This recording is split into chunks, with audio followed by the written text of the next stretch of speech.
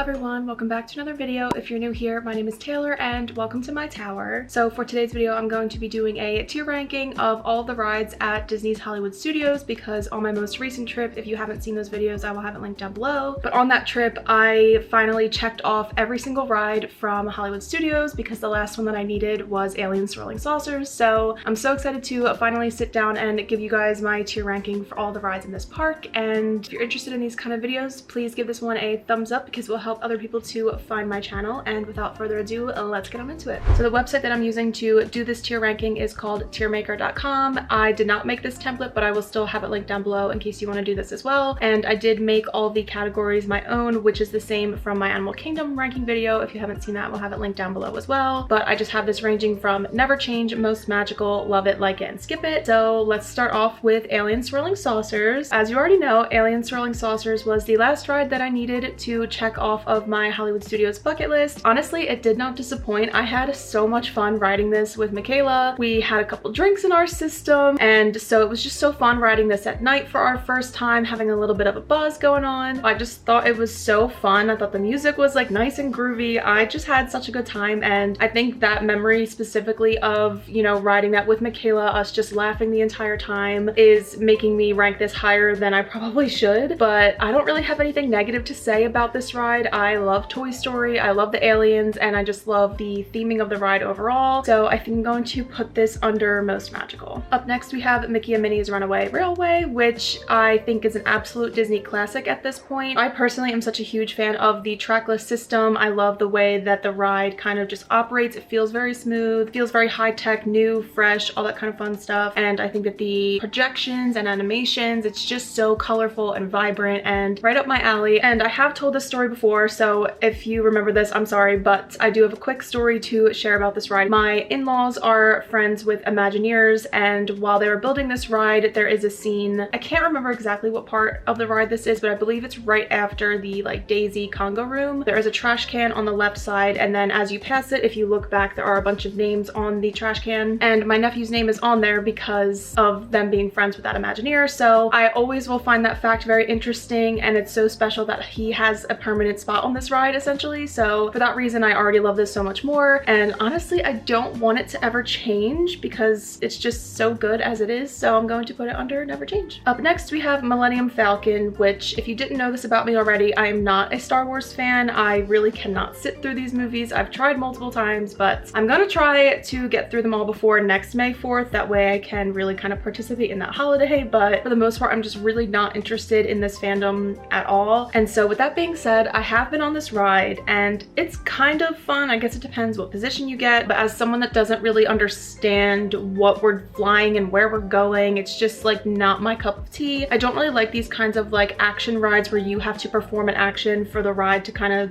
go on, I guess. And I'm also just not a huge fan of these kinds of like simulation rides. So unfortunately, this is going to be a ride that I skip every time because I'm just simply not a fan. Up next, we have Rock and Roller Coaster, which is currently under refurbishment. So my opinion may change in the future of this ride, but honestly, probably not. So let me tell you what I like about the ride before I tell you what I dislike about it. So I am a huge thrill girly. I love roller coasters. I love, you know, going upside down and going fast, all that kind of fun stuff. But with this ride in particular, I feel like it is just so dated to the point where like I wouldn't care if it goes away completely. I give this ride a chance all the time and it constantly gives me a headache, and I'm honestly not really one to get motion sickness or headaches from rides, but this one, because I'm so short and the way that the like harness comes down over me, my head fits in between, and because the ride is so shaky because the track is like outdated and stuff, my head is constantly being thrown around, and if I have earrings on, it's really, really bad, and I just always walk away from that ride regretting going on it and just having the headache. It just really isn't fun for me to go on this anymore. But I also like will still always try it because I just love coasters and I almost forget about that feeling. But because I always regret it afterwards, I think I'm gonna have to put this under skip it, but it will go before Millennium Falcon because I will still give this one a chance, especially after the refurb. The concept of the ride is cool, like being in like the limo and like taking this chaotic route to the concert. Like I think that that concept is cool, but I think that we should probably update it. I'm not even sure with what musician or what band or anything, but overall I just think that the entire track system needs to be updated. I think that the neon signs and lighting and stuff on the inside of the ride feels very dated as well, and so yeah, we're just gonna skip this, and hopefully after the refurb this will be much better. Up next is Slinky Dog Dash, which I think I love the theming the most out of everything that has to do with this ride. I love that Slinky is the coaster, but my thing with him being the coaster is that his head is so big, so especially if you're in the front, it's very hard to really see what's going on in front of you, and like the actual slinks kind of are right in front of your face while you're on this ride as well, so I just find it hard to kind of see the track ahead a little bit, which is not the end of the world, but it's just something that I note every time I go on this. And I do love how fast this ride is because I always forget, and on my last trip I wore my ears and I had like another headband attached as well, and the whole time I had to like hold on because my ears would have fallen off if I didn't, you know, hold on to them. So if you're going on this ride wearing ears, please take them off. It's not worth it. But I also just find that the wait is so ridiculously long, which I will honestly never wait for it. I don't think it's worth it. And so the only way that I will actually ride this ride is if I have Genie Plus. I love when you kind of go back and it takes off under like the go signs. Like, it's really cute, but it's also just like a little bit overhyped. I don't think it's worth honestly more than like a half-hour wait just because it's so quick, but it is really cute and I do love it. So I think it's gonna go under Never Change because I can't see this ride ever becoming better than it already is. And it's also gonna go behind Runaway Railway just because I find that Runaway Railway is a better experience for me and just a little bit more thrilling than Slinky. Up next we have Star Tours, which I will go on more often than I will go on Millennium Falcon. If you've seen my other tier ranking ride videos, then you know that I'm not a fan of 3D attractions, so this falls under that category as well, and I'm just really not a fan of it because it is Star Wars. This one does tend to give me just a little bit of motion sickness. I don't feel like I'm gonna throw up or anything when I get off. It's just like a little bit of a woozy feeling just because the 3D glasses or the screen or both are just like a little bit off, so it just makes it hard for my eyes to kind of just like focus and really be immersed. Like, I'm just so ready to get off once, you know, we take off into space. But I do also think that it's pretty cool that there are different scenes that you can get, and I know a lot of people are fans of Ahsoka, but yeah, I think maybe if I was a Star Wars fan I would appreciate this a little bit more, but for the most part I would actually much rather them knock this down and put something else there, especially because this is not in Galaxy's Edge. I feel like it's not really fitting anymore, so if you can't tell already, I'm going to put it under Skip It, and it's gonna go in between Rock and Roller Coaster and Millennium Falcon. Up next we have Rise of the Resistance, which I think is arguably probably the best ride on Disney property. I'm not even a Star Wars fan, and this one makes me feel so immersed and like I'm in the film literally, and it's just so cool. I just can't get over all of the aspects of this ride, from the trackless system to going up in the elevator. Then there's Vader, the scene with him, and like the things that move and like the galaxy going on outside. Like, it's just so immersive and so cool, and I think that anyone will appreciate this ride whether you're a Star Wars fan or not. I don't want this to ever go away. I really love this ride, and so I'm going to put it under Never Change, and honestly I'm going to put this ahead of Mickey and Minnie's Runaway Railway because I just really love Rise that much. Up next is Toy Story Mania, which is another ride that I really love. I'm just a huge fan of Toy Story Land in general, and this ride doesn't disappoint at all when it comes to the theming as well as the other two. But there's something about this queue that I just don't mind waiting in because it's just such a cute and fun queue, and you can honestly get a lot of photos like as soon as you get off the ride. I know the popsicle wall is a really famous spot to get photos, but just the inside is so cute and fun for kids, for adults, for everybody. I just love the queuing area, and then the ride itself is really fun. Even though it is 3D, it's much easier on my eyes. It feels like it makes sense. My only like issue I guess with this ride is the fact that my arm hurts when I get off, but that's just because it is a game where you have to use your arm to score the points. I just think it's so cute and fun, and I honestly don't usually win, but I still have such a great time on this ride. I think the only thing I would change about it is just the fact that you have to like pull the, I don't even know what it's called, but you know the thing that you just like have to pull to like release your, it's almost like a ring toss in a sense, or like a disc toss, but I'm still not really sure what this is called. I just wish that maybe it was like buttons just to be a little bit easier on my shoulder and my arm when I get off this ride. It's not a huge deal, but I'm just really competitive, so I go so hard, probably harder than I need to, and that's really the only thing that I would change. I think overall it is so friggin' cute, so I'm going to put this under Most Magical in front of Alien Swirling Saucers. Up next is Tower of Terror, which is one of my all-time favorite rides on Disney property. I love the concept of a drop ride, especially something that's horror themed because I'm a huge horror girly myself. So I don't think that I would change anything about Tower of Terror. I love the queuing area, I love the ride. Maybe the only thing I would change is the length of it because I do feel like it's relatively short. I personally just wish it was a little bit longer, but I can can see why it's, you know, maybe just like a minute-ish, probably a little bit more than a minute, maybe like a minute and a half to 2 minutes. But I do understand why it is so short, just because if there are kids or like older people, like some drop rides for your stomach is a lot of feeling all at once. So I get it, but I just wish that it was a little bit longer, and I don't want this ride to ever change. I think that the technology of Rise and just like the immersiveness of it is so good, but I think I'm just gonna have to put Tower in front of it because I have a lot of nostalgia tied to this ride and